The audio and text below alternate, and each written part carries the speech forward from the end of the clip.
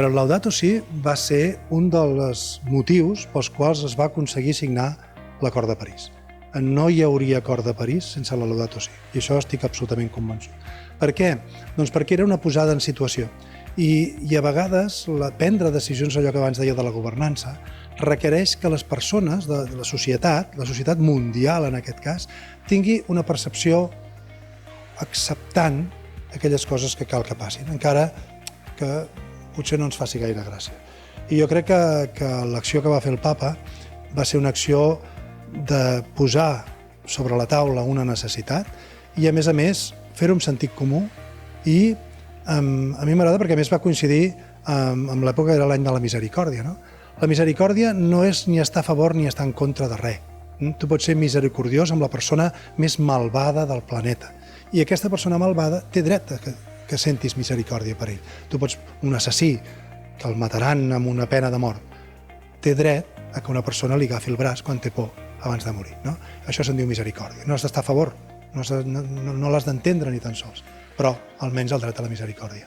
I ell, això hi és en la Laudato Si. Jo crec que l'Església a vegades es diu que és immobilista, o a vegades es diu que està fora del sentit comú general, però jo no crec que sigui veritat.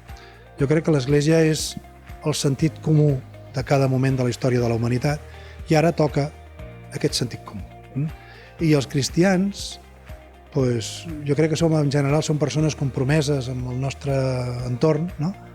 O hauríem de ser-ho, i toca, si veiem injustícia, doncs intentar, que no sempre ho aconseguim, però jo avui he entrat aquí a la Basílica aquí d'Igualada i he fet una pregària pel Sant Pare, perquè crec que és un do que ens ha donat Nostre Senyor. O sigui, és un home que ens ha fet pensar d'una forma diferent i ha fet que el planeta, que fins i tot la política mundial, evolucionés cap a un respecte més gran per les persones, però també pel món que ens envolta.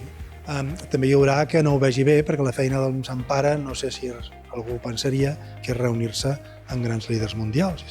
Algú podria dir, no, que t'hauria de només anar a veure els pobres. Però aquest també ho ha fet, no? Vull dir que també l'equilibri, però també crec que ho sap fer prou bé, l'equilibri.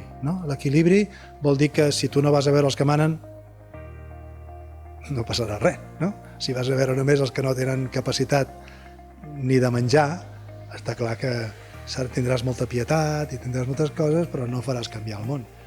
Jo crec que aquí, aquesta feina de posar plaques solars en una església. Potser si li has de fer fent el rector,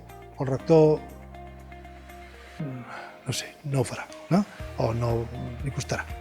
En canvi, si tens una comunitat lligada a l'església, amb persones amb més empenta, amb una fe més activa i més proactiva i més energètica, et posaran plaques fotovoltaiques. I no ho veuran raro, perquè baixaràs la factura de l'electricitat i estaràs fent un bé al teu voltant. Refugi climàtic, les esglésies. Fixa't que ho han fet a Girona, no? Què era l'església abans? Era un refugi de tota la vida, era una zona de salve. Si tu et perseguia algú que et volia matar, entraves en una església i estaves a salve. Avui en dia, si estàs morint a fora de calor, doncs entres a l'església i ha de ser el lloc d'acollida i de salve. Per tant, no estem parlant de res que no hagi fet l'església en el passat. Els joves sempre han sigut el futur. Qui no ho entengui és que no... Ja es veu que no. Per què? Doncs perquè veuen el món de forma diferent, però sobretot perquè tenen l'energia, que no tindrem els més grans. I un lloc sense energia no és res. Jesús es va morir amb 33 anys, era jove, que ens entenguem, i els seus deixebles eren de menys de 30 anys, també la majoria, eren joves. I van sortir d'allà i es van fer el món sencer caminant. Per què? Perquè eren joves i tenien aquell esperit, aquella força, aquella energia, no? Que eren els voluntaris de la dona, en realitat. No estem inventant res, només que potser ho havíem perdut, i havíem perdut el focus. Què és l'Església? L'Església és una comunitat que està aquí per fer millor la vida de la comunitat i per ser més feliços i per ser més compromesos i per cuidar-nos els uns als altres. De fet, és el missatge de Jesús, és que no deia res més que això. A mi la Mare de Montserrat, quan jo era molt jovenet, i anàvem sempre per Setmana Santa, i llavors allò els joiós, Santa, canta nostres la glòria del Pare del cel immortal. Era una cançó que sempre m'ha agradat molt, no? I com es cantava allà a Montserrat, i a més sempre hi havia un monjo que no, ens feia parar a tota l'església, tota, i tornem-hi, i el tornava a fer, no? I això m'encantava quan jo era jove. I clar, és una d'aquelles coses que tens a dintre, no? Aquella nit feia un fred i dormíem allà en el càmping, un fred horrorós, o sigui, tinc molta barreja d'experiències. Sí, sí. La migració climàtica, molt sovint, moltes de les cases polítiques o de les guerres, el detonant és climàtic. Etiòpia, abans, ara és el desert d'Etiòpia, però abans era una selva. I no estic dient tan enrere.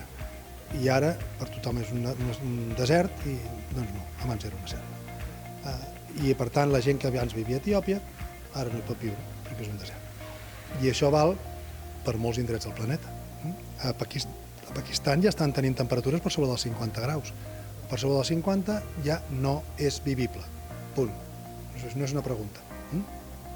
Llavors, persones, les que puguin, se'n van.